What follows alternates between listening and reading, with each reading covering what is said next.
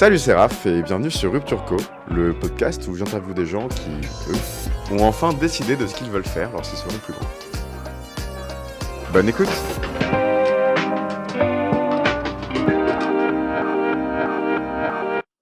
Alors bonjour à tous, salut Shannon, comment tu vas? Salut Raphaël, ça va et toi?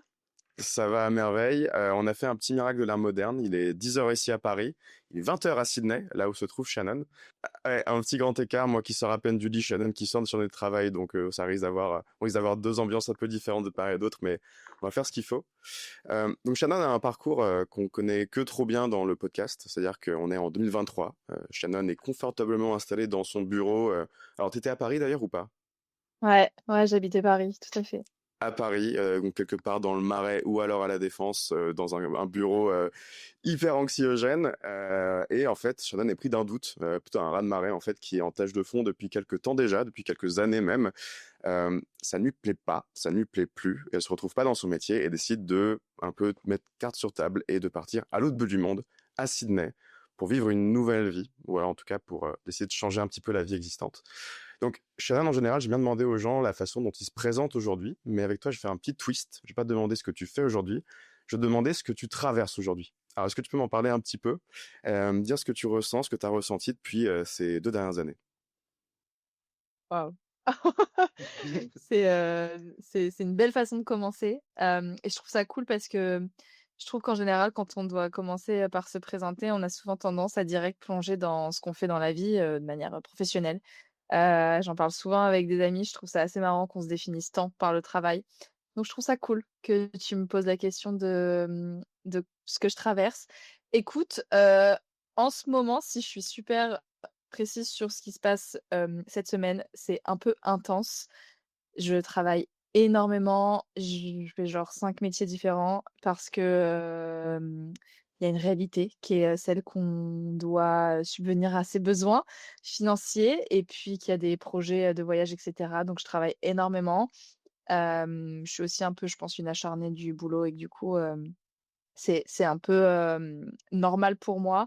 Mais du coup, c'est un peu intense émotionnellement et en même temps, chaque jour, je me rends compte de à quel point je suis alignée avec, ce que je vis. Quand bien même c'est des fois vraiment hyper difficile et je trouve ça cool de commencer par là parce que, bah, on me dit souvent, tu vois, que j'ai l'air d'avoir une vie trop cool, en ce moment, enfin, en ces 2 dernières années, par tout ce que j'ai reconstruit et cetera et oui, bah, je la kiffe, ma vie telle qu'elle est. Mais je trouve que c'est aussi bien de montrer que c'est pas du tout toujours facile et que, j'ai pas juste claqué des doigts, quoi. Je travaille, beaucoup pour en arriver, là et il y a des moments où je me dis, «Punaise, je pourrais peut-être trouver une manière plus facile d'y arriver que celle que j'emprunte aujourd'hui», tu vois? Oui, c'est clair. De ce qu'on voit sur tes réseaux, sur Instagram, alors tu dis que tu fais 5 métiers différents. Alors j'ai essayé de les noter. Il y a beaucoup de choses qui se passent sur tes réseaux, donc tu me dis si je me trompe ou si j'en ai oublié un. J'ai noté prof de... Merci beaucoup. J'ai noté prof de yoga, barista. Alors, tu as donné des dégustations de vin, donc je sais pas s'il y a un nom particulier pour ça, mais en gros, voilà, t'es calé en pinard, globalement. T'as un podcast aussi, We Rise, sur lequel on reviendra un peu plus tard, et tu montes ton propre business. Alors, j'ai que ça comme info, ton propre business. Est-ce que déjà j'ai oublié quelque chose? Et sinon, alors, de quel business on parle, fondamentalement? Alors écoute, franchement, tu as fait une plutôt bonne recherche. Je pense qu'on est pas mal en termes de, type de job et je suis aussi, ce qui est quand même prend pas mal de temps ces derniers temps, project manager en freelance, qui est le du coup celui qui est le plus lié à ma vie d'avant, on va dire. Qui est la partie un peu, on va entre guillemets «corporate» de mes Mhm. tafs d'aujourd'hui, sans l'être, hein, honnêtement en vrai, mais c'est ce qui s'en rapprocherait le plus et qui est un des tafs que j'ai qui est récent, hein, qui est depuis septembre et que j'adore pour le coup, parce qu'il m'offre une grande liberté et il me permet aussi de me redétacher un peu des jobs, d'hospitalité qui m'ont un peu épuisée mine de rien ces 2 dernières années. Mais du coup, tu as fait une plutôt bonne enquête, bravo. Ouais, c'est clair que bosser en tant que prof de yoga, barista, etc., ça doit être usant. Mais alors, c'est marrant parce que j'avais pas cette info concernant le PM en freelance. Donc, c'est marrant parce que c'est aussi ce que je fais. Euh, Est-ce que je me trompe si je dis que project manager, c'est ce que tu fuyais avant, et donc c'est un peu ce que tu as retrouvé aujourd'hui, en freelance? En fait, c'est pas tant le taf en tant que tel que j'ai fui, je pense. C'est plus, l'environnement, le cadre de travail, la pression qu'il y avait autour. En soi, les tâches que j'ai en tant que project manager, elles me gênent pas, mais parce que je suis project manager sur un type de projet particulier et que je D'accord. kiffe le sujet. Je travaille sur en fait, il y a un gros festival qui vise à promouvoir la protection de l'océan qui va avoir lieu au mois de mars et je dois organiser un des events de ce, festival qui est, un marché. C'est marrant, en Australie, on a une grosse culture marché, qui peut ressembler un peu à ce qu'on a en France, mais du coup, je dois organiser un marché qui met en avant, des brands, tu vois, vraiment sustainable et qui visent à aller vers une meilleure manière de consommer, on va dire. Donc, Mmh. project manager, oui. Les tâches qui peuvent paraître des fois un peu chronophages, et cetera. Mais en fait, comme le projet, je l'adore, il y a énormément de sens derrière et surtout, je travaille en remote, je suis libre, j'ai mon périmètre, je sais ce que je dois faire, je sais quelles échéances. En fait, j'organise mon temps comme je veux. Pour moi, c'est la plus belle des libertés et en fait, j'aime bien des fois pour mon cerveau avoir des tâches un peu faciles comme ça, tu vois? Genre où j'ai beaucoup de gestion de mon CRM, d'emails et cetera. En fait, ça me permet juste des fois de mettre mon cerveau un peu sur off et comme j'ai une autre partie de mes activités qui est super créative ou super physique, bah, c'est juste un super équilibre, tu vois? Donc en fait, je déteste pas du tout ce job, tu vois? Je fais partie de ces gens qui aiment bien la gestion de projet. Oui, et puis j'imagine aussi que ne pas faire ça 9 heures par jour dans un bureau austère quelque part à Paris, ça me donne beaucoup plus de liberté, ça ravive un petit peu ce qui t'a plu, ce qui m'a plu en tout cas dans ce métier-là. Euh, et j'avais une super question, excuse-moi, elle m'a filé des doigts, bon, c'est pas très grave. Du coup, je voulais te demander, donc tout ça, c'est ce que tu fais aujourd'hui, mais ce qui est intéressant dans ton parcours, c'est surtout la transition qui a eu lieu depuis 2 ans.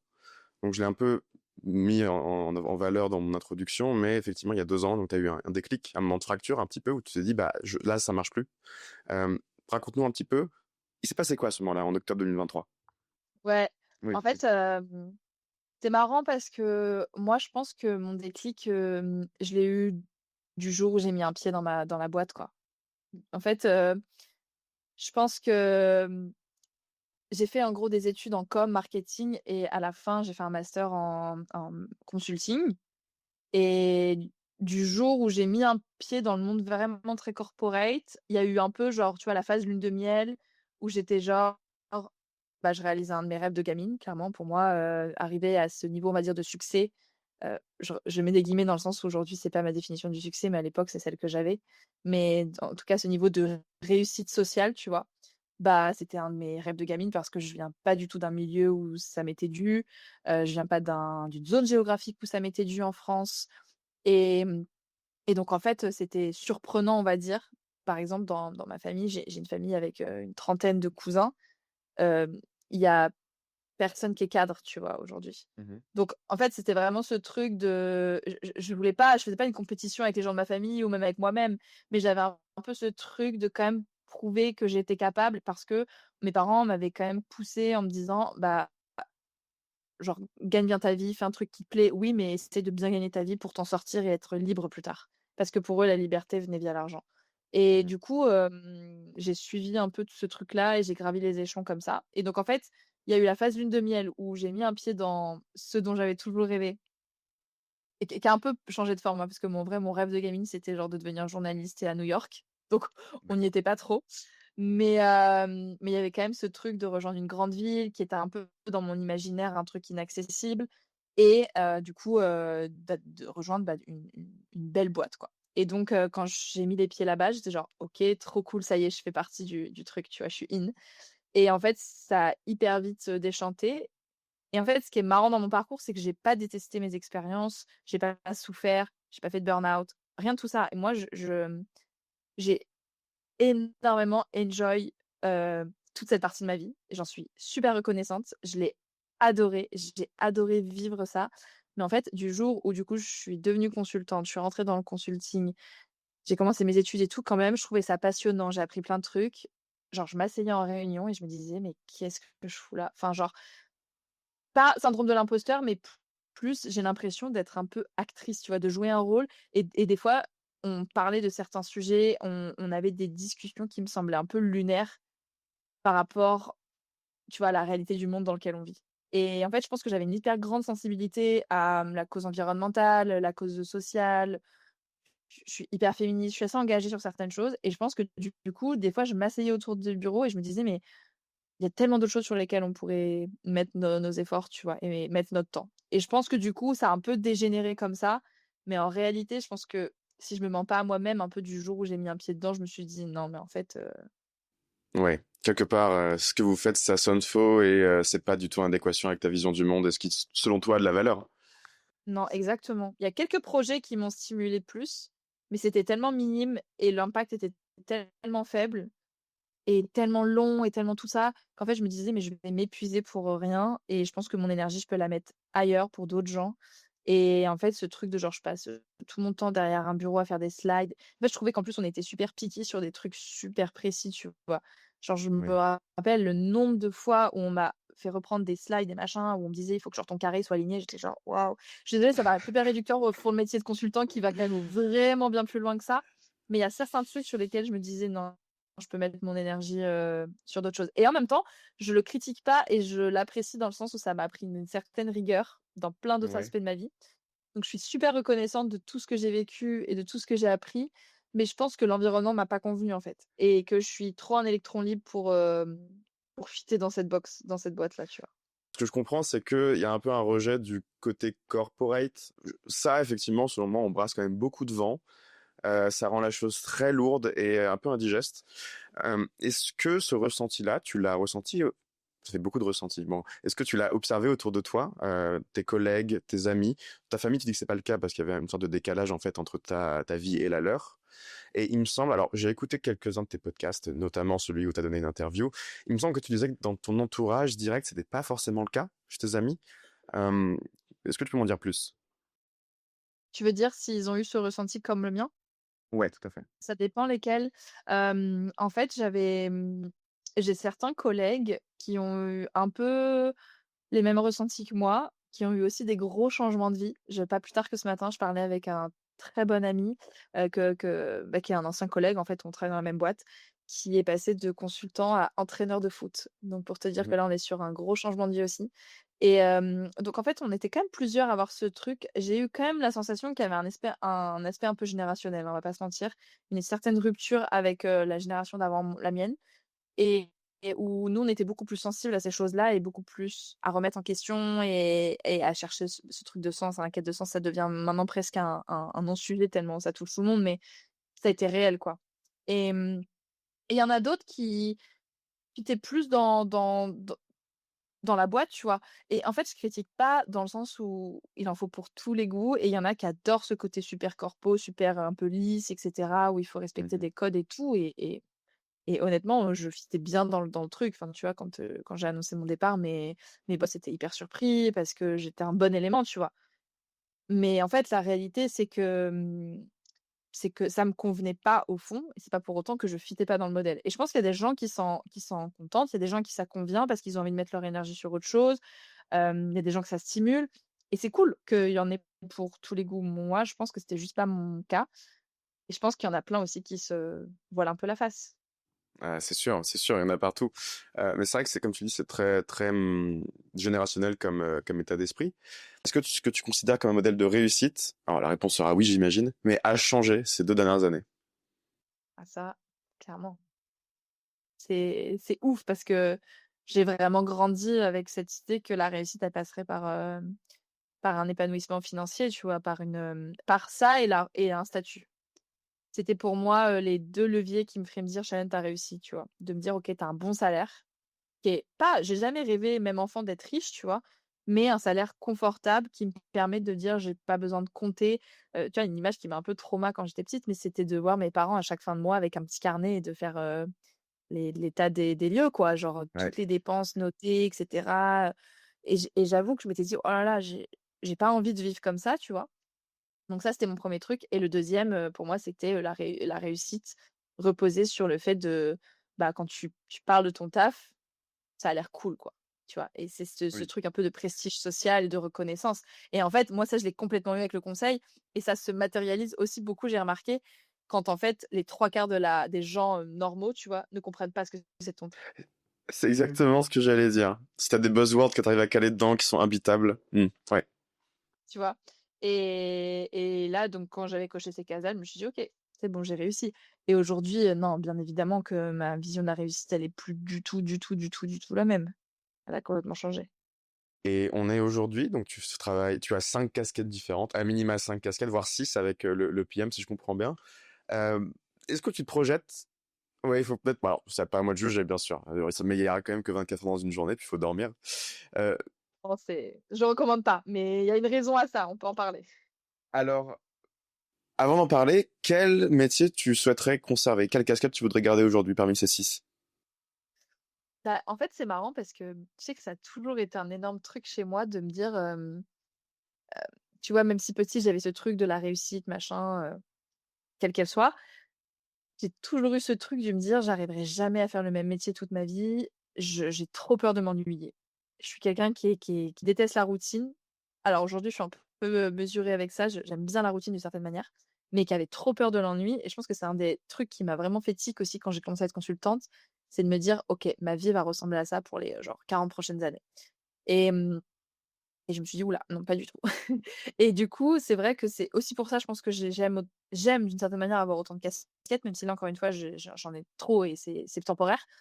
En fait, j'aurais pas de réponse vraiment très claire à donner parce que j'arrive pas à me mettre une seule étiquette. J'adore être prof de yoga, ça m'apporte, énormément sur l'aspect, social, physique. Hem, j'adore faire des podcasts. C'est un truc que je fais depuis bientôt 6 ans et qui m'anime mais tellement. J'aime le côté project manager, tu vois? Bosser en freelance et cetera. En fait, je pense que j'ai envie d'être entrepreneuse, tu vois? Et que du coup, pour moi, c'est le seul mot un peu qui peut réunir tout ça, c'est que j'ai juste envie d'avoir mon business, mes casquettes. Et que je pense que le seul truc qui réunit, enfin, ce qui réunit un peu toutes ces activités différentes, c'est le partage, la transmission, guider, accompagner. Tu vois, il y a eu aussi un truc un peu où je me lançais dans le coaching. Enfin, j'ai pas encore, tu vois, vraiment, tout craqué à ce niveau-là, mais c'est un travail de fond, auquel je pense tous les jours. Je me dis tous les jours: «OK, vers quoi on va? Qu'est-ce que je suis en train de construire?» et cetera. Je sais que c'est ça le cœur. Je sais que et c'est pour ça que dans le conseil, je me retrouvais plus. C'est parce qu'en fait, ma mission de vie, tu vois, si on peut l'appeler comme ça, pour faire référence à un livre, de l'Ikigai, c'est ça pour moi, c'est d'accompagner, guider, partager. Et en fait, ça peut passer par plein d'outils et plein de manières différentes. Le yoga est une manière de le faire, le podcast est une manière de le faire, le coaching est une manière de le faire et même le project management est une manière de le faire, tu vois? Je suis en contact quotidiennement avec, des marques des entrepreneurs qui se battent pour, faire de la consommation un truc un peu plus sustainable, tu vois? Et bah, d'une certaine manière, c'est aussi, une manière pour moi de partager, de guider, de les accompagner. Donc en fait, j'ai vraiment ce truc, je pense, dans le lien humain qui est hyper important pour moi et je trouve juste plein de manières de faire rayonner, ce truc-là, quoi. Je comprends. Donc, la Shannon d'il y a 20 ans qui voulait être journaliste à New York, aujourd'hui, c'est une Shannon qui fait plein de trucs différents. Est-ce que malgré tout ça, t'as quand même un rêve, ce serait de percer dans un de ces métiers-là spécifiquement? Te dire, dans 20 ans, je serai une prof de yoga reconnue, j'aurais fait un programme, je sais pas, ou j'aurai un podcast qui fonctionne énormément. Est-ce que tu arrives encore à te dire, il y a quand même un domaine dans lequel je veux m'orienter spécifiquement, ou au contraire, tu es convaincu intimement que c'est en ayant 5, 6 jobs différents que tu t'épanouis? Alors, je dirais que j'ai quand même pour rêve, si on peut appeler ça un rêve, d'être reconnue pour une expertise. Parce que je pense qu'on peut pas non plus être partout, tu vois? Mhm. Je pense qu'encore une fois, je peux la développer par plusieurs médias, mais j'ai quand même un peu cette envie, en effet, de me dire: «OK, tu as une expertise qui est assignée, qu'on te reconnaît pour ça et cetera». Je sais pas encore laquelle et je m'en fiche un peu, en fait, de laquelle c'est, tu vois? Je pense que c'est un truc qui se trouvera sur le chemin et c'est ce que je trouve trop beau et je pense que c'est là où j'ai vraiment trouvé mon sens, c'est qu'en fait, quand ma voix, elle était un peu toute tracée avant, ça me faisait flipper parce que je me disais: «Mais bah, c'est trop lisse quoi, c'est trop clair, je vois trop où je vais.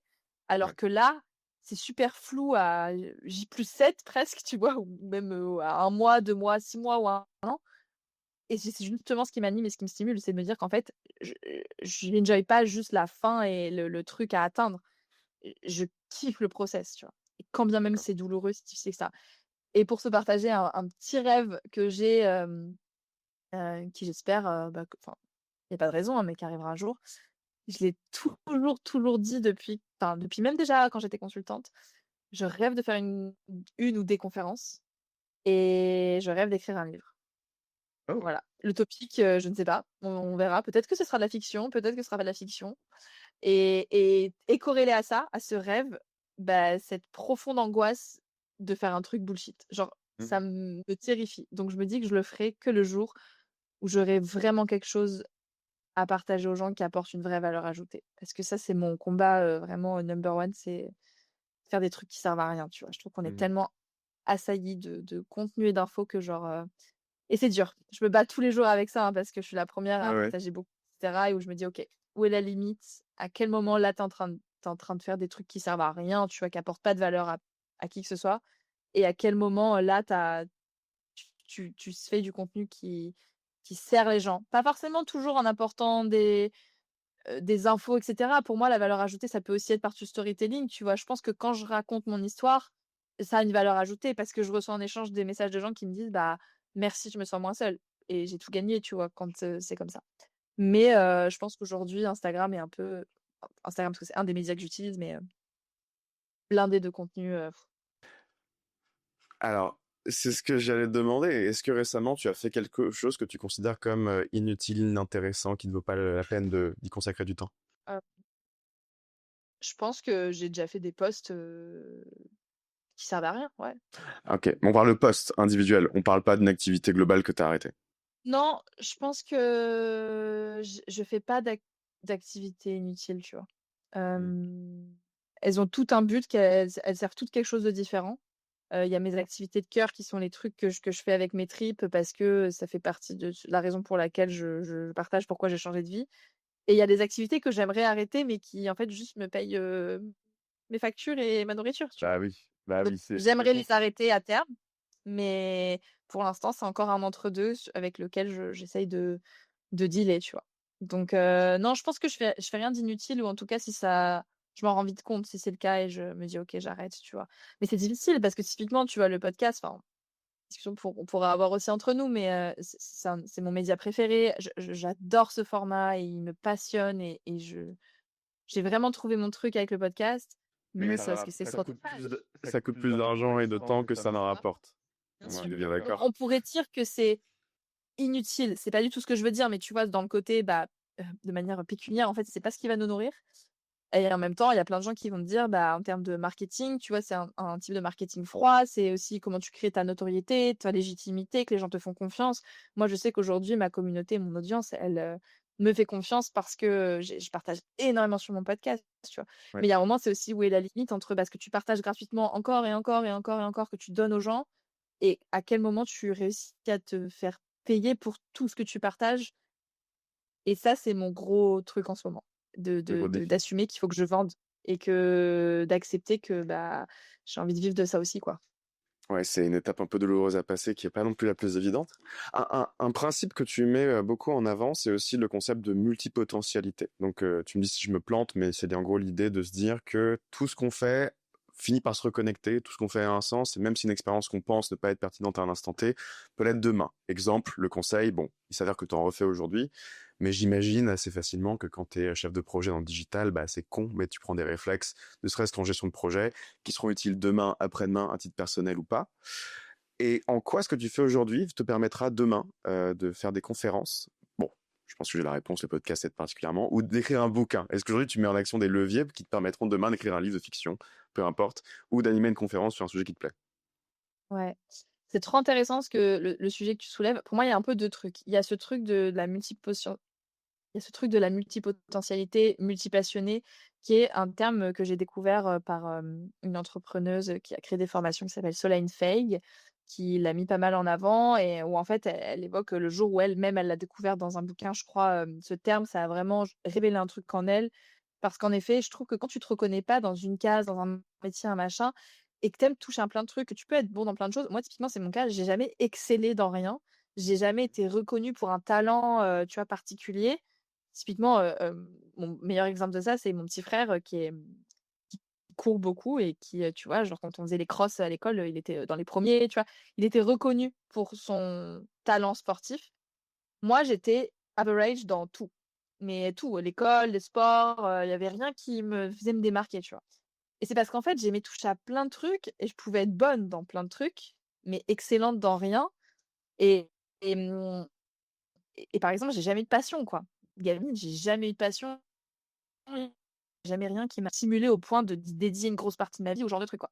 Donc en fait, quand moi j'ai découvert ce terme de multipassion, multipotentiel, ça m'a beaucoup parlé parce que je me suis dit: «OK, en fait, ça peut être une valeur ajoutée aussi que d'être un peu touche à tout, d'aimer faire plein de trucs».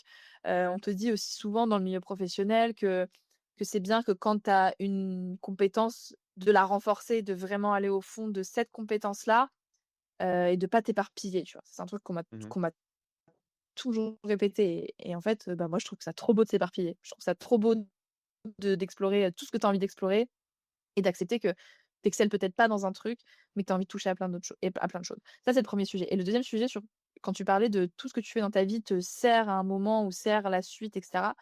Ça, c'est un de mes vrais trucs. C'est un truc sur lequel j'écris, je réfléchis beaucoup, j'ai créé en fait une formation cette année, en 5 jours, une formation audio qui vise à comprendre tout ce qui t'empêche à amorcer un changement de vie, tous les freins auxquels moi j'ai fait face et cetera. En fait, j'ai tout réuni dans une formation et là, je suis en train de travailler sur une 2e version qui est exactement sur ce sujet de comment est-ce que tu fais cette espèce d'état des lieux de: «OK, qu'est-ce que j'ai fait so far dans ma vie? Qu'est-ce que je suis aujourd'hui et à quoi ça peut m'amener demain?» tu vois? Et Mmh. c'est un truc que j'ai lu dans un bouquin aussi qui, évoquait le fait, en fait, de connecter les points. Et ce truc de connect the dots, pour moi, ça a été hyper fort parce qu'en fait, au fur et à mesure, je repensais, tu vois, à des trucs que j'ai fait, mais même enfant. Et en fait, je me disais: «C'est trop ouf comment ça se répercute dans ma vie aujourd'hui et comment, en fait, il y a un sens à tout ce que tu fais». Typiquement, hem, j'en parle pas souvent, mais un des fun facts sur moi, je sais plus si je l'avais dit dans l'autre podcast où je suis passée, c'est que quand j'étais au collège, j'écrivais des fanfictions et OK. c'était un de mes passe-temps favoris.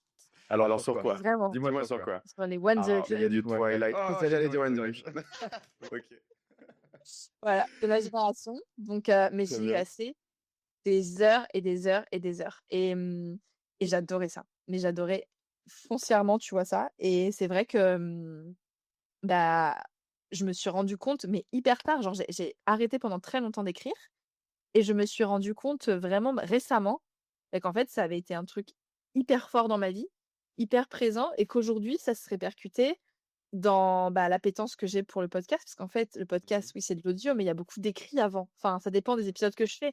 Mais moi, dans mon cas, il y a beaucoup d'épisodes que je réfléchis, que je structure, que j'écris. Ça se répercute, enfin, dans plein de mes jobs et ça, c'est qu'un exemple. Mais j'ai fait ce travail, du coup, aujourd'hui de repenser à tout mon passé, toute mon enfance, tous les trucs que j'aimais faire et cetera et de me dire: «OK, quel impact ça a aujourd'hui et quel lien, en fait, tu peux faire?» Et tu te D'accord. rends compte qu'en fait, tout a un lien. Et donc je sais pas à quoi ça va m'amener vraiment plus tard forcément, mais je sais que tout ce que je construis aujourd'hui, tout ce que j'explore, tout ce que j'expérimente, ça nourrit. Ça finira par se croiser à la fin. Ouais, j'en suis sûre et je fais hyper confiance en la vie pour ça, tu vois? Alors 2 questions par rapport à ça. La première, je pense que celle que tout le monde se pose, c'est de qui tu le plus fan? Est-ce qu'on était sur Harry Styles? J'ai pas le nom des autres, donc j'espère que c'est lui. Bah oui, c'est lui. OK, bon, bien sûr, parfait. La deuxième, c'est effectivement, moi aussi, le fait de se dire que j'ai pas de vocation profonde et de un domaine dans lequel je me suis spécialisé, parce qu'aujourd'hui, j'ai la conviction un peu intime que j'essaye d'abandonner, mais j'ai du mal et sur laquelle je reviens beaucoup dans le podcast, c'est, à mon sens, faut avoir une spécialisation et si on se met pas à 100% dans un truc, on n'arrivera jamais vraiment à, entre guillemets, «percer». Alors c'est quoi percer? On a tous notre définition. Hem, Est-ce que donc toi, demain, tu penses sincèrement que en faisant plein de choses différentes, tu arriveras à démarquer en en faisant, bah, 5 et pas une seule, quoi? C'est une vraie question. C'est un vrai truc avec lequel je me bats un peu tous les jours parce que, j'ai cette conviction et je m'en rends bien compte ces dernières semaines à être partout. Bah, c'est qu'à vouloir tout faire, on ne fait rien, à vouloir être partout, on est Mmh. nulle part. Ouais. Et je pense fondamentalement qu'à trop s'éparpiller, bah, forcément on perd de l'énergie. Enfin, c'est c'est pas mathématique, mais tu vois, c'est logique en fait. Tu as de l'énergie et si tu la mets dans 5 trucs différents, bah, tu concentres moins tes forces dans une seule chose. Donc évidemment que tu vas peut-être y arriver moins vite et cetera. Après, il y a des domaines de ta vie qui sont liés, il y a des trucs que tu vas expérimenter qui sont liés les uns aux autres et aussi, moi, je sais que ce qui me nourrit, c'est de pas me mettre à 100 sur le même truc parce qu'en fait, sinon je tue mon énergie aussi comme ça. Je me Ouais. dégoûte de ce que je suis en train de faire. Donc je pense qu'il y a un jeu d'équilibriste, tu vois, là-dedans, à en effet ne pas trop s'éparpiller. Clairement, en ce moment, je le sais, je suis trop éparpillée. Encore une fois, je sais pourquoi je le fais. J'avais des voyages à court terme, et cetera. J'avais besoin de manière, très, logique, d'avoir de l'argent. Donc en fait, je suis allée, vers des sources de revenus, faciles et rapides. Mais, je sais que, tu vois, je vais rentrer de vacances, mi-décembre. Janvier, voilà, en plus, nouvelle année, machin, tout ce que tu veux. Je suis dans un mode, OK, maintenant on choisit genre deux trois axes sur lesquels tu vas mettre ton énergie et tu vas t'y mettre vraiment à fond et tu priorises et tu t'organises et tu arrêtes de vouloir tout faire. Mais c'est très difficile quand tu as des caractères comme, le mien parce que, c'est dur de faire des choix, c'est dur de savoir quel est le bon choix, quel est le bon truc sur lequel mettre ton énergie. Il y a ce qu'on se disait aussi, tout à l'heure, c'est un vrai sujet en ce moment, hein. Je suis une formation d'ailleurs, à ce sujet-là, bah, où en fait, il y a tous les contenus que je fais gratuits et cetera. Mais en même temps, cette dualité de genre, bah, maintenant il va falloir que je commence à vivre de tout ça, mais en fait, je peux pas tout faire en même temps, donc qu'est-ce que je priorise? Si j'arrête de partager sur Instagram, bah, potentiellement je nourris plus ma communauté, je perds des potentiels clients. Le podcast, c'est ce contenu froid dont on parlait, qui est ma base, en fait, depuis le début, qui est ce sur quoi j'ai tout construit. Qu'en fait, si j'arrête demain, pareil, je pense que, tu vois, je vais perdre du monde en route. Le yoga, c'est un autre levier. Enfin, voilà. Et du coup, c'est Bien sûr. comment tu fais le bon mix de tout ça? C'est très dur. J'ai pas la réponse, honnêtement, encore aujourd'hui. Je pense que je teste et c'est mon de toute façon, c'est mon truc ça, je test and learn. J'apprends en faisant, donc Ah, c'est grand apprentissage. C'est un peu ce par quoi beaucoup de gens comme nous passons, malheureusement, quand on a 30 ans et pas quand on avait 15. On économisait beaucoup de temps. Et donc, tu parles du podcast et du yoga. Je vais revenir sur ces deux points particuliers. Donc, le podcast a vu le jour le 12 octobre 2024. Donc, il y a un peu plus d'un an maintenant. On a fêté l'anniversaire. Euh, Tu cherches à accomplir quoi à travers le podcast? Parce qu'en gros, si je résume, c'est... Alors, j'ai oublié le format. Est-ce que c'est hebdomadaire, bi-hebdomadaire? et hebdo, Hebdo. normalement. Terrain semaine Normalement, dans c'est... la ramasse. Mais j'ai Normalement, tenu hebdo. pendant plus de 10 mois en full hebdo. J'ai commencé WeRise, j'habitais dans mon van, hein, pour tout te dire. Donc, Oui, ça a j'ai été vu un ça. sacré challenge, ça. Un sacré challenge. Donc hebdomadaire, c'est un format donc de en général 15-30 minutes où tu parles librement d'un sujet précis dans toi ta construction. Donc ça peut être le rapport aux autres, le rapport à la famille, comment tu te construis à distance, comment tu vis la distance, parce que on l'a pas vraiment mentionné, mais tu es quand même en Australie, donc tu es à 10 heures de décalage avec la France. Euh, on va pas trop s'arrêter là-dessus, mais il me semble que tu t'es juste dit, bah, quitte à partir, autant aller loin, et autant aller à Sydney, parce qu'on fait difficilement plus loin que ça. Donc, c'est quoi l'objectif de WeRise aujourd'hui? En fait, j'avais un podcast avant WeRise qui s'appelait Sans sucre, que j'ai eu avec une de mes très bonnes amies d'école, Vanny, qu'on a lancé du coup en 2021. Sur Sans sucre, en gros, on parlait de toutes ces questions qu'on se pose à l'adolescence, cette période de transition entre l'adolescence et l'âge adulte. Et donc, on a vraiment balayé plein de trucs. C'était génial, c'était une trop belle aventure. On était sur un podcast au début mensuel, puis bimensuel. On faisait des interviews, on a rencontré plein de monde trop cool, c'était génial. Et puis, bah, j'ai décidé de faire ce choix de partir en Australie. Vanille est restée en France. On a tenu un an quand même à distance et puis au bout d'un moment, en fait, on s'est dit qu'on était plus trop sur la même longueur d'onde parce qu'on avait des vies super différentes, que moi je continuais ma vie en Australie, à me construire, à tout recommencer un peu à zéro. Elle était dans une vie plus, dans un schéma plus classique et traditionnel à Paris et elle avait, moins de choses à partager et moi j'avais encore ce truc qui m'animait vraiment de continuer, mais je me suis dit: «Sans sucre, sans elle n'a plus aucun sens». Donc on va clôturer cette aventure et je pense que c'était aussi une manière de dire: «OK, bah, sans sucre, ça nous a accompagnés pendant qu'on était adolescentes, tu vois? Et maintenant qu'on est devenus adultes, qu'on se sent adulte, ça dépend des jours, mais quand même plus ou moins, bah, il est temps d'aller de l'avant. Mais moi, j'avais toujours trop à partager, quoi. Je me disais, j'ai quand même, tout quitté en France, je reconstruis tout en Australie et puis, c'est pas pour dénigrer ou faire un jugement, enfin, de supériorité, infériorité, mais je suis plus juste, tu vois, en voyage en Australie. Je suis plus juste Ouais. en backpack, ce qui est l'aventure de plein de gens et qui est trop cool et qui a été le début de mon aventure et qui est une aventure que je recommande à tout le monde, hein, de faire un PVT et tout. Mais ça y est, aujourd'hui, je suis dans une autre dimension de genre: «OK, je sais pas si je vais réussir à m'installer longtemps, je sais pas si c'est ce que je veux, mais j'ai quand même essayé de recréer quelque chose ici» ou genre, voilà, avec le yoga, machin, on en reparlera après. Mais donc voilà, j'avais vraiment une grosse histoire et je sentais que j'avais besoin de la partager parce que j'avais appris tellement de trucs sur le chemin. J'avais fait tellement d'erreurs, je m'étais tellement cassé la gueule, je m'étais relevée, j'avais recommencé et tout. Je me suis dit: «Mais je pense qu'il y a plein de gens dans mon cas, en fait». Et moi, c'est vrai qu'il y a quand même un truc qui reste en moi, tu vois? C'est ce truc encore de connecter les points, mais depuis toute petite, je me dis: «Mais, je vois pas d'histoire de gens qui me ressemblent». J'entends pas des gens me raconter une vie qui ressemble à la mienne. Alors qu'il y en a plein, c'est sûr, mais juste, il y avait pas de médias à l'époque qui en parlaient. Tu vois, il y a eu le début des réseaux, machin. Enfin, moi, je suis encore dans cette génération où, bah, j'ai vu Instagram, grandir, j'ai vu TikTok arriver, enfin tout ça, quoi. Et aujourd'hui, c'est plus simple de trouver des gens qui te ressemblent, mais à l'époque, c'était compliqué et je pense que j'ai voulu, en fait, être la voix que j'ai pas trouvée à l'époque, en D'accord. fait. Et c'est pour ça que j'ai relancé We Rise. C'est parce que j'avais besoin de partager qui j'étais, ce que je vivais, en me disant: «Je suis sûre que je suis pas la seule».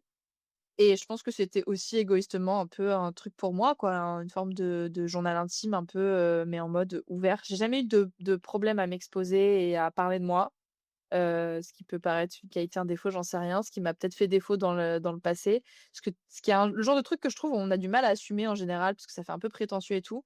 Mais la vérité, si je suis 100 honnête avec moi, c'est que quand j'étais gamine, j'avais aucun problème à être, tu vois, mise en avant, à être, tu vois, j'ai toujours été déléguée de Ouais. classe, enfin, tu vois, ce genre de truc, Mmh. j'avais pas de mal, c'est même quelque chose que je recherchais et je sais aujourd'hui pourquoi parce que, on est pas en thérapie, mais, j'ai plein de triggers, tu vois, genre de dépendance affective, machin et tout et je pense que je cherchais la reconnaissance au travers, le regard des autres. Mais du coup, bah, aujourd'hui, j'essaie d'en faire une force de ce truc qui m'a souvent fait défaut enfant, ou plus jeune en tout cas et bah, aujourd'hui je me dis: «OK, mais en fait je peux l'utiliser à bon escient» et du coup si j'ai pas de mal à m'exposer à parler de moi, bah, c'est peut-être que j'ai quelque chose à dire et qui Mmh. peut servir les autres, tu vois? Et du coup, c'est pour ça que j'ai lancé We Rise et je pense que c'est vraiment l'une des plus belles aventures que j'ai vécues et que je vis encore. Alors ça fait donc 2 ans que tu as lancé WeRise. Si je fais un calcul rapide, 1 an? Ah pardon, 2024, excuse-moi. Si je fais un calcul rapide, on doit être environ, 20 à 26 heures de Shannon qui parle, toute seule de ce qui se passe dans sa tête. Est-ce que tu as encore la même ambition, le même objectif pour le podcast? Est-ce que ça a un peu changé? Est-ce que tu as envie de le continuer? Est-ce que tu as mentionné tout à l'heure qu'il fallait bientôt faire un choix dans tes activités? Tu as mentionné le podcast. Est-ce que tu envisages peut-être de l'arrêter ou au contraire c'est pas possible et ça te nourrit encore aujourd'hui? C'est dur, hein, peut-être que je suis quelqu'un qui a du mal à lâcher ses bébés aussi, hein. C'est fort probable. Je suis quelqu'un de très nostalgique, donc tu vois, je pense qu'il y a un peu un truc de ça. Je pense que j'ai pas fini avec, We Rise. Je pense que je suis encore dans mon tu vois, ce propre voyage intérieur et que j'ai encore des trucs à dire. À plein de moments, je c'est très dur à gérer comme, podcast parce que, j'ai du mal à anticiper.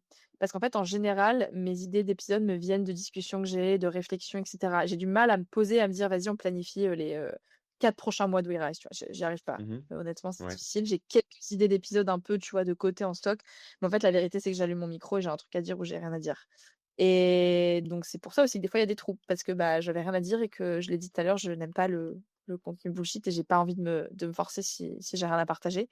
La vérité, c'est que du coup, depuis 1 an, j'ai apparemment toujours quelque chose à dire donc bah, je me dis qu'il faut que je continue tant que c'est le cas. Encore une fois, je pense que si on parle plutôt de stratégie et cetera, ça reste un élément important dans ma stratégie quand bien même c'est quelque chose qui prend du temps, qui est, qui est chronophage et cetera. Je pense que j'ai envie d'explorer de nouveaux formats. J'ai envie d'y investir davantage de temps. Va juste falloir que je trouve comment c'est possible parce que je sais que c'est pas ce qui va directement, on va dire, en tout cas, me ramener de l'argent. Je pense que par Ouais. ricochet, ça peut, mais en tout cas, ce sera pas une manière directe. Mais voilà, j'ai envie d'explorer, d'autres formats, d'inclure plus d'interviews parce que j'en ai fait qu'une jusqu'ici sur WeRise et je pense que c'est non, j'en ai fait 2 d'ailleurs, mais je pense que c'est un format qui peut marcher et j'ai plein de gens autour de moi qui m'inspirent, qui ont eu des gros changements de vie comme ça et que j'ai envie de mettre en avant vraiment dans le côté genre: «Raconte-moi émotionnellement ce que tu traverses» et de montrer qu'il y a plein d'exemples, tu vois, possibles de changement de vie et de recréer sa vie de zéro comme ça. Donc j'ai plein d'idées encore, donc je pense pas que je suis au bout. Je pense que OK. j'ai juste pas assez de temps de les développer, encore, mais on verra si c'est le cas. En tout cas, ça fait pas partie de ma stratégie d'arrêter pour l'instant.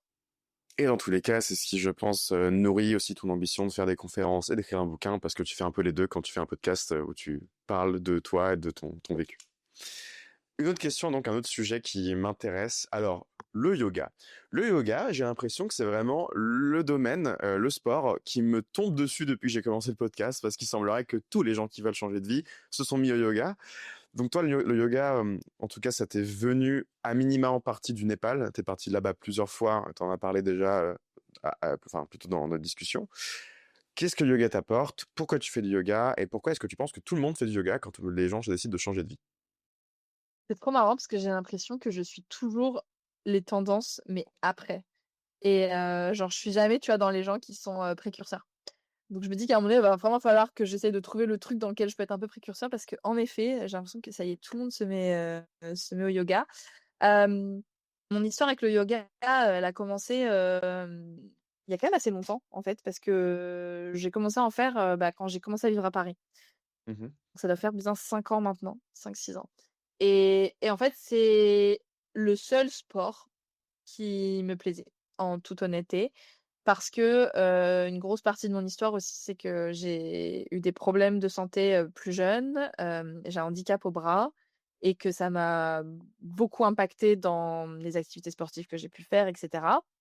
Et qu'en fait, le yoga, c'est la pratique sportive qui m'a permis de me reconnecter à mon corps. Et donc, j'ai fait, la mon vrai shift avec le yoga, c'est que j'ai décidé de partir faire, des retraites, enfin une retraite au Maroc en 2023, la première, je crois. Non, 2022. 2022, 1re retraite, de yoga au Maroc, qui était une retraite d'ailleurs de yoga et surf. J'ai découvert le surf qui est devenu aussi un autre des trucs que je kiffe vraiment beaucoup. Et voilà, en fait, je sais pas, j'ai juste énormément connecté avec, cette pratique qui est pas du tout que physique et énormément aussi spirituelle. J'ai jamais du tout été connectée à ma spiritualité, parce que je viens d'une famille super cartésienne. Mmh. Tu vois, il faut que tu saignes à plaie ouverte pour dire que tu as mal quelque part, tu vois? Donc voilà, mon papa est pompier et c'est vrai que ça a beaucoup impacté, la manière dont ma famille, s'est construite et cetera et notre vision, du bien-être et des émotions et de tu as tout l'aspect wellness, voilà et c'est un peu construit dans un schéma super cartésien et très terre à terre. Bref et donc du coup, j'ai vraiment découvert ma spiritualité et une autre manière de penser au Maroc et il y a eu après ça le départ en Australie et donc quand je suis arrivée en Australie, pareil, le yoga était toujours là. C'est un des seuls sports que je tenais en fait sans souffrance et sans douleur, sans genre: «Il faut que j'y aille» et et en fait, à la fin de ma première année, j'ai décidé, parce que du coup, je suis venue en Australie avec, mon copain de l'époque et on avait Oui. décidé de voyager un peu en solo et en fait, moi, je me suis dit: «Tiens, et si j'allais faire une formation pour devenir prof de yoga?» mais en fait, c'était pas forcément pour devenir prof de yoga, c'était plus pour me dire: «Bah, en fait, ce sera une retraite plus longue que ce que j'ai déjà fait, où je vais vraiment pouvoir me mettre à fond dans le yoga» et comme c'est une pratique qui me fait vraiment du bien, qui m'a vraiment permis de me reconnecter à mon corps et de me sentir mieux dans ma peau et tout, je me suis dit: «Bah, why not?» et j'ai choisi le Népal, un peu parce que, je voulais un truc assez traditionnel, donc l'Inde ou le Népal et en fait, quand j'ai demandé des recommandations à ma prof du Maroc, Elisa, qui est une personne très importante dans ma vie, une mentor et en fait, elle m'a recommandé cette école au Népal et je savais que je pouvais l'écouter les yeux fermés, donc en fait, j'ai pas réfléchi, j'ai dit: «OK, je vais là-bas, quoi». Donc mon histoire avec le Népal a commencé comme ça. J'y suis allée pour le yoga et donc en fait, j'ai fait cette formation, ça a été une révélation, mais c'est une révélation que j'ai compris après. C'est-à-dire que je suis partie du Népal, je savais que ça avait été un truc de fou, mais j'ai vraiment compris les enseignements au fur et à mesure du temps après être revenue du Népal et en fait, même dans mon rapport, tu vois, du coup, à mon corps, comme je te disais tout à l'heure, à mon bras, à ce qui m'est arrivé, ça a été, un vrai shift mental parce que grâce au yoga, j'ai pu explorer des positions, des trucs avec mon corps que je me pensais incapable et en fait, ça, c'est Mmh. juste la métaphore réelle de ce que j'ai pu faire, mais en fait, dans ma tête, du coup, ça a fait un énorme shift parce que je me suis dit: «Si je peux le faire avec mon corps, ça veut dire que toutes les limites que je me mets dans ma tête pour tout dans la vie, là, c'est que des limites que je m'imagine, tu vois, en fait. Et beaucoup de croyances limitantes, et cetera. Et en fait, c'est comme ça que j'ai commencé un énorme travail sur moi aussi. Mmh. Et donc, je suis revenue du Népal il y a un peu plus d'un an. J'ai fait mon training de yoga en juillet 2024. Et là, ma vie, en vrai, c'est là qu'elle a vraiment commencé à changer. Parce que la première année en Australie, c'était en PVT plutôt classique. Bon, je travaillais en hospitalité, je voyageais, machin et tout. Il y a eu le Népal et là, quand je suis revenue, vrai switch. Et en fait, enseigner, ça c'est un peu, sorti de moi comme si, genre, je pouvais pas contrôler, quoi. Je me suis dit: «C'est D'accord. une évidence, en fait. Il faut que je partage cet apprentissage, en fait, que j'ai eu». En fait, ce que je disais tout à l'heure, le yoga, c'est un médium, tu vois? Mais la réalité, le fond du propos, c'est juste que j'ai envie de guider les gens vers: «Tu es capable, tu peux le faire et viens, je vais te le montrer, je vais te le prouver, on va y aller ensemble», tu vois? Et je serai à tes D'accord. côtés. Donc le yoga, c'est plus un véhicule qui te permet en fait d'accomplir d'autres choses et qui te permet d'atteindre des endroits même psychologiques nouveaux. C'est pas tant le sport en lui-même. Bon, ça aurait pu être ce sport ou un autre, parce que je comprends un petit peu. Ça se trouve, ça aurait Mais pu être autre chose. Je trouve ça avec ouais. le surf aussi, tu vois, typiquement. Juste, bah, je le pratique pas assez malheureusement par manque de temps et cetera et que ça c'est lié aussi à d'autres peurs que j'ai encore, tu vois, de l'océan, de l'inconnu et cetera. Mais c'est un sport que j'adore et qui, je trouve, qui permet de travailler sur les mêmes genres de limitations psychologiques, en fait et de mindset et tout. Mais je pense qu'en effet, ça a été le yoga parce que ça a été le yoga, ça aurait pu être autre chose. Mais chez moi, ça a été ça, quoi. Puis j'imagine aussi qu'après 2 heures de yoga, ça va, alors que 2 heures de surf, t'es complètement éclaté, fatigué, c'est galère à installer, à sortir, tu mets du temps. Donc le yoga est quand même très pratique, quoi. Tu l'as, tu l'as mentionné. Donc, d'ailleurs, tu es retourné au Népal, donc il y a à peu près un mois et demi pour 3 semaines. Si j'ai bien suivi, c'était un voyage solo avec d'autres voyageurs solo. C'est un voyage de groupe, ouais. C'est un voyage Oui, organisé, voilà. C'est un voyage de groupe avec des gens que ouais, tu connaissais pas, ouais, quoi. C'est mieux dit. exactement. Des gens que je connaissais pas, tout à fait. C'était quoi l'ambition derrière ce voyage? Est-ce que c'était aussi autour du yoga ou c'était purement en Un peu. découverte? Un peu. En fait, c'est une agence qui m'a contactée. Donc c'est là, tu vois, quand, j'ai un peu ce truc de, je commençais enfin à récolter les graines que je semais depuis, une éternité, sans le vraiment l'avoir cherché, tu vois? Genre cette agence m'a contactée et m'a proposé, en fait, d'accompagner un voyage de groupe. Et donc on a eu pas mal d'échanges et cetera et puis il y a eu la question de la destination parce qu'en fait cette agence elle organisait, des voyages de groupe dans plein de destinations différentes et la raison pour laquelle elle m'a contactée, c'est parce que je suis prof de yoga et parce qu'en fait elle voulait ajouter la dimension yoga à ce voyage et donc en fait, il y avait 2 facteurs. Il y avait le fait que, bah, je suis active sur les réseaux, que j'ai une petite communauté, mais une communauté qui est quand même assez engagée et assez, précise et le fait que j'étais prof de yoga et donc du coup, c'est ce qui a fait que l'agence m'a demandé d'accompagner et en fait, au fil de nos discussions, elle a vu que j'avais un énorme lien avec le Népal, un énorme intérêt pour ce pays et il s'avère qu'elle avait justement besoin d'un accompagnateur sur un voyage au Népal pour le mois d'octobre. Ça tombait en plus parfaitement bien pour moi parce que c'était censé être juste à la fin de mon visa en Australie. Plot twist, du coup, D'accord. Bénef. je reste en Australie, machin, ça mes plans ont beaucoup changé, mais de base, je devais pas rester en Australie. Mon visa devait se finir le 14 octobre et j'avais ce voyage de groupe au Népal qui commençait le 17. Donc en fait, quand la proposition a eu lieu, le voyage et tout, en fait, je me suis dit, «J'ai rien de prévu de toute façon après cette date-là, donc let's go, quoi». Mmh. Il s'avère encore une fois que les choses ont changé, mais ça n'a pas empêché que ce voyage a eu lieu. Ça a été incroyable parce que, bah, pour moi, c'était genre la concrétisation, tu vois, de tout ce que je fais depuis des mois et ce que j'essaye de construire pierre à pierre après pierre et en fait, il y a des gens, tu vois, qui ont embarqué dans ce voyage, via moi, grâce à moi, enfin, tu vois, qui sont partis, parce que c'est moi qui l'ai proposé et c'était fou, en fait. Enfin, moi, de me dire: «Mais genre, il y a 4 personnes qui sont venues au Népal parce que je leur ai dit: "Venez avec moi au Népal, on va aller, trekker, voir des rhinocéros et faire du yoga", tu vois? Et que les gens sont venus et qu'il y ait eu Il y a cette des dimension rhinos de au découverte Népal? spirituelle et tout. Il y a des rhinos au Népal? Mais oui! Je savais pas du tout. Ok, j'ignorais Ouais, ouais, complètement. ça surprend les gens. On a fait un safari, il y a des rhinos, il y a des tigres blancs du Bengale, il y a Ah, des crocodiles. incroyable. Trop bien. Bon, du coup, le Népal, tu recommandes chaudement. Est-ce qu'il y aura une troisième expédition au Népal? Écoute, je sais pas si je me porte l'œil en disant ça, je devrais peut-être pas. Mais si les gens qui nous écoutent sont intéressés, je leur recommanderais de bien suivre mes réseaux dans les prochains mois parce que normalement il y aura un autre voyage en 2026 au Népal et qui cette fois j'organise, par moi-même. avec, des contacts, sur place que j'ai maintenant, en qui je fais, extrêmement confiance, avec qui on essaie de construire, quelque chose qui me ressemble. Et tu vois, dans ce truc de dépassement de soi, d'aller au-delà de tes croyances limitantes, et de dépasser tes limites psychologiques et cetera, bah, typiquement, l'une de mes découvertes au Népal, ça a été le trek Oui. et ça a été, une autre grande révélation dans ma vie.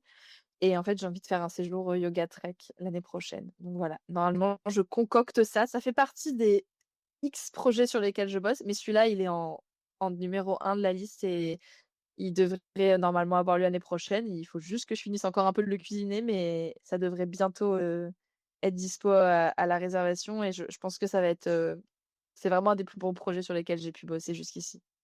Alors, j'ai entendu ça dans ton podcast qui était dans Fly with Mel, je sais que j'écoutais à Cape Town, donc il y a un petit moment, mais tu l'as aussi mentionné. Tu as à la base conçu ce voyage à deux, donc avec ton ancien copain de l'époque.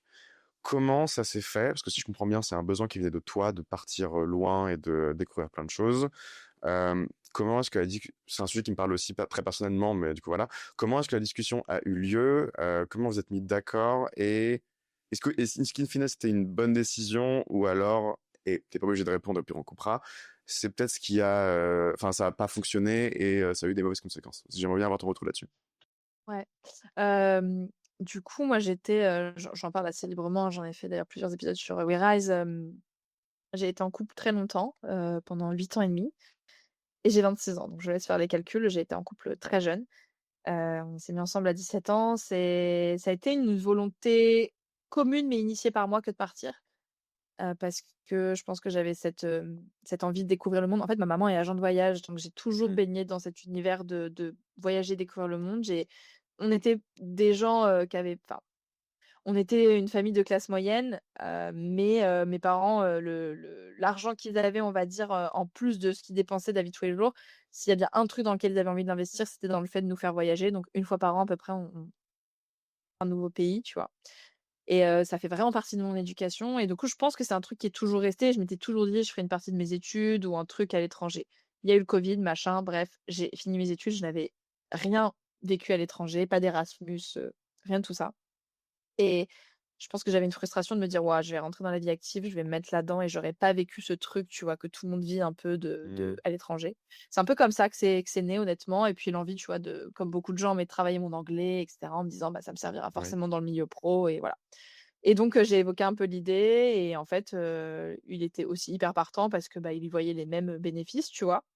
Donc c'était de base une idée qui venait de moi, c'est devenu un projet commun. On en a vraiment fait un projet à 2 qui, a été un projet pendant longtemps. On avait vraiment la vision de quand est-ce qu'on le ferait et cetera et on l'a fait et ça a été, merveilleux et je regrette, pas du tout parce que j'en suis personnellement là où j'en suis aujourd'hui.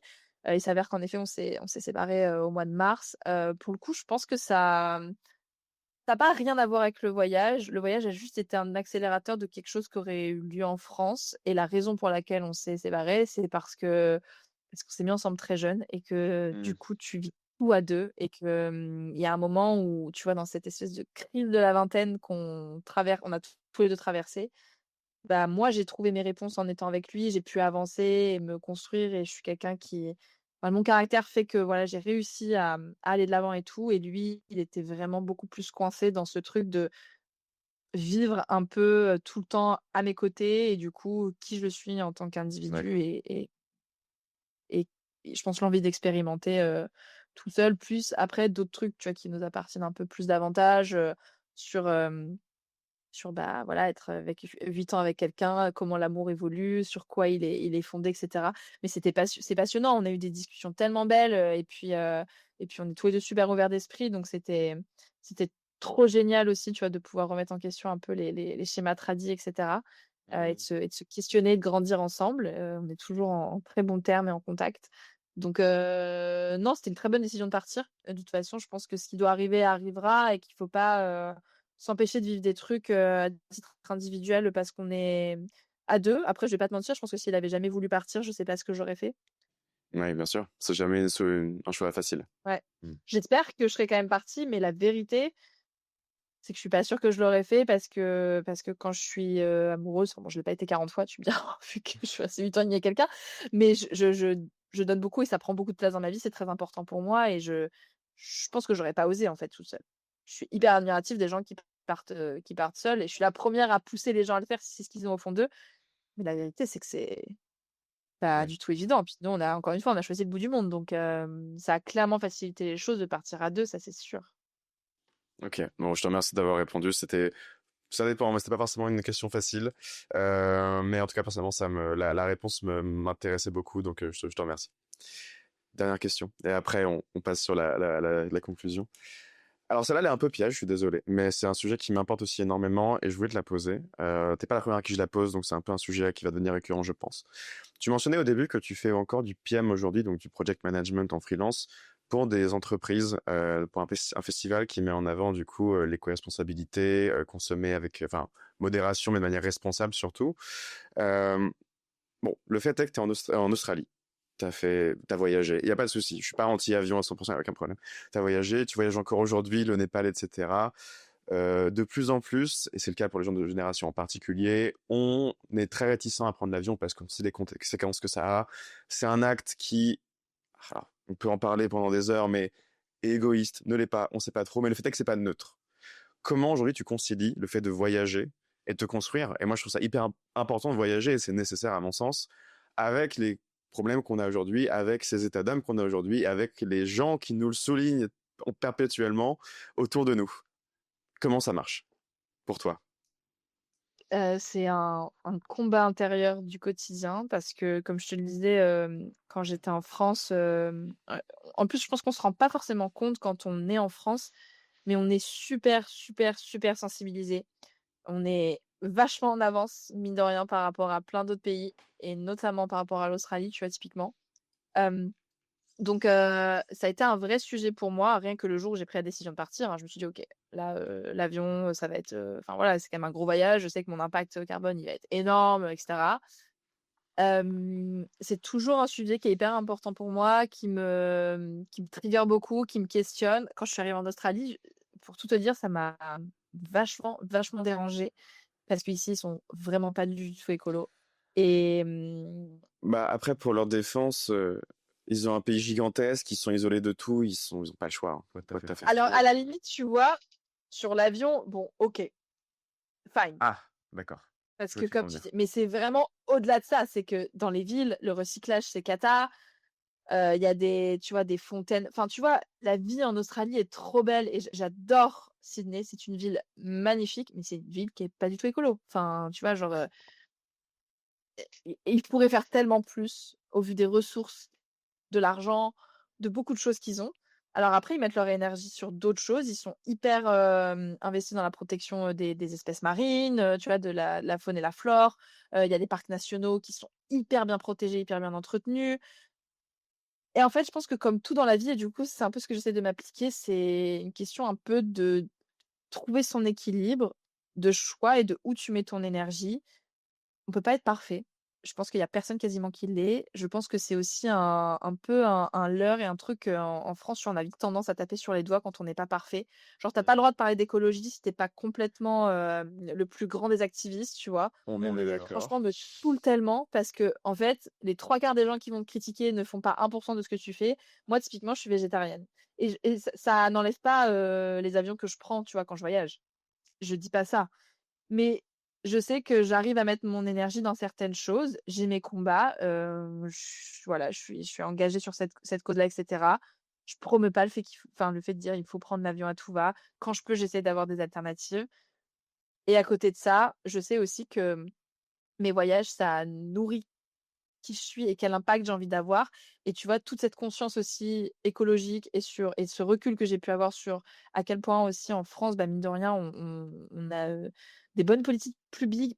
Enfin, il y a encore beaucoup de choses à faire, mais on n'est vraiment pas les derniers. Au contraire, il y a Ouais. plein de choses où on peut s'inspirer dans d'autres pays. Bah, tout ça, je l'aurais jamais su si j'étais pas partie en Australie. C'est pas pour me trouver des excuses, me justifier, mais Non, je non, pense non. que le voyage ouvre aussi énormément et il y a plein de manières de voyager, de manière plus écologique aujourd'hui. Je suis hyper admirative des gens qui se lancent en tour du monde, sans avion, tu vois? Mais c'est un autre projet. Moi, mon projet, c'était pas de faire un tour du monde d'1 an, c'était de partir vivre ailleurs. C'est des choix. Je les promeux Il y a pas, pas je de dis problème. pas qu'ils sont bons, mais c'est dur et c'est une vraie bataille intérieure, en vrai. J'ai ma meilleure amie, typiquement, on en parle souvent, elle a ce gros engagement et je pense qu'en plus, comme elle vit encore en France, on voit beaucoup de choses et tu culpabilises assez vite, Mmh. et du coup, je lui ai dit plusieurs fois, je lui ai dit: «Ce serait trop cool que tu viennes me voir jusqu'en Australie, qu'on aille faire un trip en Nouvelle-Zélande», ce genre de truc et typiquement, hein, je pense que le truc qui la bloque number one, c'est l'avion. Ce que je peux comprendre et en même temps, putain, tu te dis: «C'est dur de t'empêcher de voir une partie du monde». Voilà, j'ai pas de bonne réponse à ça. Je dis juste que je pense que, c'est une bataille que j'aurai toujours parce que je suis sensible à la cause et que je pense qu'on a plein de choses à faire. Je pense aussi qu'aujourd'hui que, bah, avant de taper sur les petits consommateurs comme nous, il y a on peut taper les doigts d'autres gens, tu vois? Et encore une et en plus, je suis même pas pour ça, tu vois? Enfin, je pense juste qu'on peut tous faire mieux à notre échelle et Je voilà. suis assez d'accord et je suis pas là pour te culpabiliser, mais je voulais avoir juste ton ressenti là-dessus, Non, mais c'est tout trop simplement. intéressant, trop intéressant. Hem, on arrive dans la dernière section du podcast. Ça fait à peu près 1 heure, 1 h 10, 1 h 05 qu'on parle. J'aimerais te poser la question que Maëlie enfin, te poser la question de Maëlie, tout simplement. Quelle a été, donc dans toute ta phase de transition depuis, 2-3 ans, ta plus grosse surprise? Qu'elle soit à titre personnel, émotionnel, professionnel? Est-ce qu'il y a une chose, un élément marquant que tu garderais aujourd'hui et que tu aimerais peut-être éventuellement, apprendre ou, souligner? Apprendre aux autres, pardon, Bah, que souligner. en fait, je dirais que, je pense que ma plus grosse surprise au final, c'est de voir là où j'en suis aujourd'hui. C'est-à-dire qu'il y a, mais même 5 ans, j'aurais jamais imaginé vivre en Australie, être prof de yoga. Enfin, tu vois? Je pense que c'est vraiment ça ma plus grosse surprise au final, c'est le parcours que j'ai eu. Alors après, me lancer dans l'entrepreneuriat, ça je pense que je le sais depuis longtemps. Mais en fait, les différents médiums que je peux utiliser, tu vois, pour partager ce que j'ai à partager, je pense que je les avais pas vus venir et en même temps, c'est ce que je te disais, tout à l'heure, ce truc de connecter les points, bah, en même temps, ils sont tous cohérents et il y a tous une espèce de suite logique à tout ça. Donc je pense que c'est vraiment ça ma plus grosse surprise. Je sais pas si j'ai quelque chose à en tirer en termes d'apprentissage, si ce n'est que je pense que je suis beaucoup plus aujourd'hui, intuitive et je pense que ça, on en est vachement déconnecté en fait, on nous apprend pas du tout, bah, enfant dans la manière dont on est éduqué de manière générale, ça dépend des gens bien évidemment, mais même aussi via l'éducation qu'on reçoit par l'école et cetera, on nous apprend pas du tout à nous connecter à notre intuition et moi, c'est quelque chose que j'ai vraiment redécouvert, très récemment et aujourd'hui, je suis devenue quelqu'un de beaucoup plus intuitive et je vais davantage là où un peu le vent me mène, tu vois? Enfin, je sais pas comment expliquer, mais je sens des trucs, quoi et je me dis: «OK, là, je sens que c'est une voie dans laquelle il faut que je pousse». Là, je sens qu'au contraire, ça marchera pas. En tout cas, c'est pas là où il faut que je mette mon énergie et ça, je pense que c'est une énorme surprise pour moi, tu vois, d'avoir autant reconnecté à mon intuition et en même Mmh. temps, je pense que c'est quelque chose que j'essaie de promouvoir et vers lequel je guide les gens et je pense que typiquement, encore une fois, le yoga est un truc qui m'aide à me reconnecter à ça, tu vois? Et à aider les gens à se reconnecter à ça. Donc ouais, je OK. dirais, qu'en fait, la plus grande surprise, c'est, la tournure qu'a pris ma vie, quoi. OK, c'est très clair, je te remercie. Et est-ce que donc tu aurais une question pour, le ou la prochaine invitée? Je pense que, je dirais,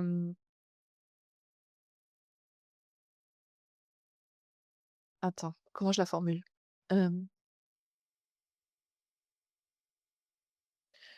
En gros, je pense que ce que j'aimerais, mettre en avant, c'est, quel est le plus gros cassage de gueule que tu as eu? Le la J'ai pas envie d'utiliser le mot échec parce que je suis pas trop en adéquation avec cette notion d'échec. Des Je pense qu'il y a illusions? pas vraiment d'échec. Des illusions, ouais, le plus gros, enfin pas tu vois, la plus grande difficulté que tu as eue sur ton chemin Ouais. et qui t'a le plus appris en même temps, tu vois? Et qu'est-ce que ça t'a appris? Et alors qu'est-ce que tu répondrais à cette question? Ah! C'est sûr. Désolé. Désolé. Hem, Bah, typiquement, je pense que enfin par ça en fait, ça revient un peu à la question, mine de rien, qu'on m'a truc qu'on m'a posé sur la surprise. Ça a pas été, en fait, je pense que ce qu'on peut qualifier entre guillemets «d'échec», mais ce qui a pu en être un pour moi à un moment avant que je change mon mindset et ma perception, c'est que je pensais que j'avais échoué à ne pas aimer la vie que j'avais finalement réussi à atteindre, tu vois? Et il y a eu j'ai eu un moment de désillusion comme ça à me dire, tu persuadé que c'était ce que tu voulais depuis toujours, tu persuadé que c'était la voie du succès et ça a été une grosse désillusion que de me rendre compte que, bah, non, ça me correspondait pas, tu vois? Et du coup, de faire face aussi au vide, de OK, bah, du coup, si c'est pas ça, c'est quoi?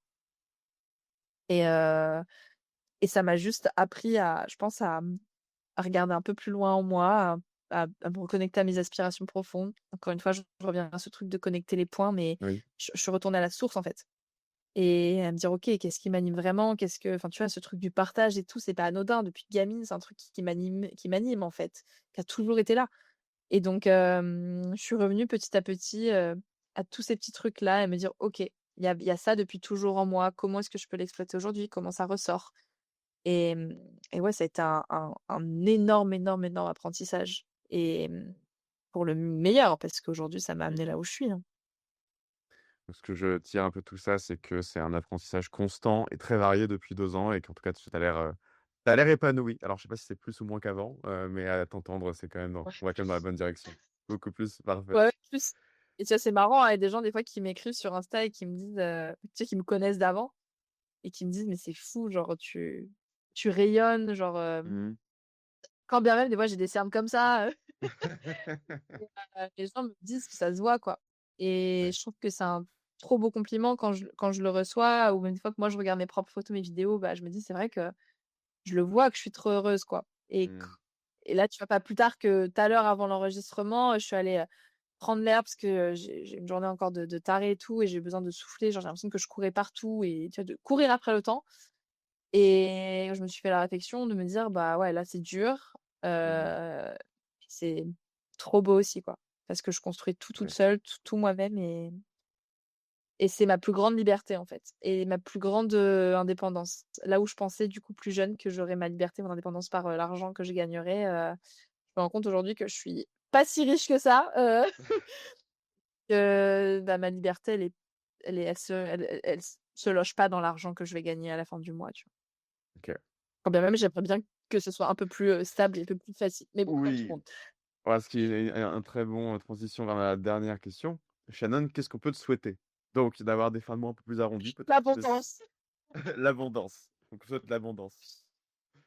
Non, je crois que, tu vois, je suis dans un stade là, où tout à l'heure on parlait de la difficulté de se vendre et cetera, d'accepter de passer des formats, gratuits et cetera. Je suis vraiment dans un moment de ma vie où là, je crois qu'il faut que mon mindset change, où il Mmh. faut que je me mette dans ce truc un peu de: «OK, il faut que j'accepte que là, il faut que j'aille de l'avant et que, bah, je veux vivre de tout ça, que j'ai développé une expertise». Enfin, faut plus que j'ai peur de le dire, tu vois? Je me suis beaucoup, Oui. je pense, excusée un peu, d'être là, tu vois? Typiquement d'ailleurs, gros apprentissage, ça peut reboucler un peu avec la question de tout à l'heure. Je te disais que j'ai lancé un programme audio, pour, comprendre ce qui t'empêche d'amorcer un changement de vie et ça a été un trop projet, mais par contre, ça a été enfin, c'est pas été une claque parce que je me disais depuis le début: «Mais est-ce qu'il y a vraiment des gens qui vont acheter?» machin. Enfin, tu vois, je me suis vachement auto-sabotée pendant le process et en fait, ça s'est vachement ressenti à la vente puisque j'ai pas vendu tant que ça. Alors que je suis convaincue que, ce que j'ai créé, c'est vraiment un projet cool et qui peut vraiment aider et peut vraiment transformer, mais j'arrivais pas à le vendre de cette manière et j'ai pas réussi, tu vois? Et ça, c'est un vrai truc sur lequel je travaille du coup, sur lequel je me fais former et tout pour, bah, plus réussir à me mettre en avant. Donc je pense que ce que je me souhaite et ce qu'on pourrait me souhaiter pour, bah, l'année à venir, en tout cas les mois à venir et tout, c'est d'enfin réussir à vivre de ce que j'aime vraiment faire et de pouvoir mettre toute mon énergie là-dedans, de pouvoir arrêter les jobs, alimentaires, Mmh. que je puisse vraiment me consacrer à ça et qu'en effet je retrouve un peu plus de stabilité et d'équilibre et que je sois toujours aussi, passionnée et animée par ce que je fais. OK. Voilà, Mais on pourra tous suivre ça du coup sur Instagram directement. Et bah, écoute, voilà merci beaucoup et Shannon. je Bien sûr. Merci beaucoup Shannon. On te souhaite le meilleur et puis on te retrouve, très vite, sur WeRise, sur Instagram, bref, partout. Salut! merci, salut. Merci d'avoir écouté Rupture Co. Si l'épisode t'a plu, n'hésite pas à partager, liker ou même simplement nous le faire savoir sur nos réseaux sociaux. Tu retrouveras tous les liens en description. En attendant le prochain épisode, pose-toi la question. Et toi, tu veux faire quoi quand tu seras plus grand ?